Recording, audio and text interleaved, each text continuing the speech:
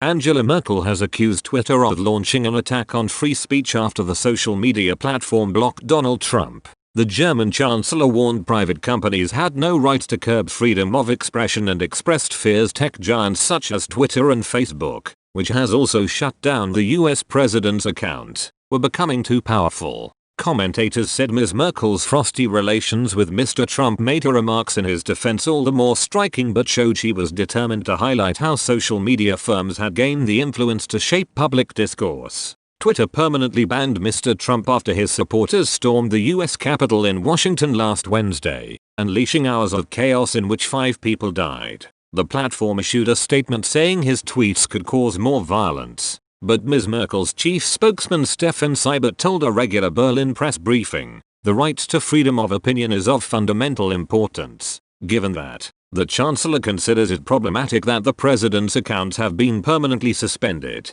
He said Twitter's practice of adding notes to Mr. Trump's inaccurate tweets had been appropriate since the platform had a responsibility for ensuring public discourse was not poisoned by hate, lies or incitement. And while Facebook followed Twitter in banning Mr. Trump, it was the short messaging service that he made his own, leveraging a vast online following to rout his challengers in the Republican primaries and then capture the presidency in 2016. Experts said Germany's historic opposition to any infringements on freedom of speech can be traced back communists and of Adolf Hitler's Nazis, totalitarian regimes that ruled on German soil during the 20th century, both of which used violence and censorship to seize and hold power. Twitter's decision was a significant move against the man who joined the site in 2009 and built his run to the presidency on the back of his online popularity, which led to him finishing his time on the platform with almost 89 million followers. In a statement, Twitter said it had decided to take action against Mr. Trump's account after a review of 2 of the president's tweets found they had violated its glorification of violence policy.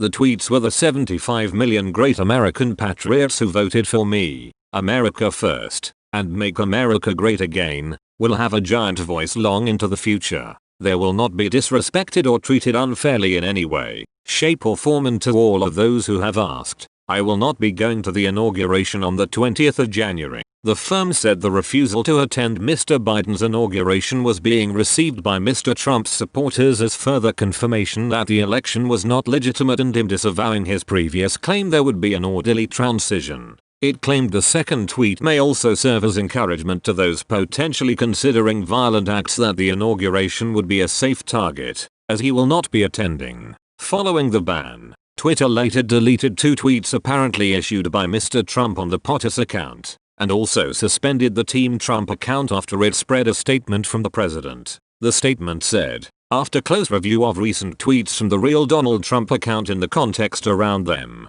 specifically how they are being received and interpreted on and off Twitter, we have permanently suspended the account due to the risk of further incitement of violence. In the context of horrific events this week, we made it clear on Wednesday that additional violations of the Twitter rules would potentially result in this very course of action. Our public interest framework exists to enable the public to hear from elected officials and world leaders directly. It is built on a principle that the people have a right to hold power to account in the open. However, we made it clear going back years that these accounts are not above our rules entirely and cannot use Twitter to incite violence, among other things. We will continue to be transparent around our policies and their enforcement.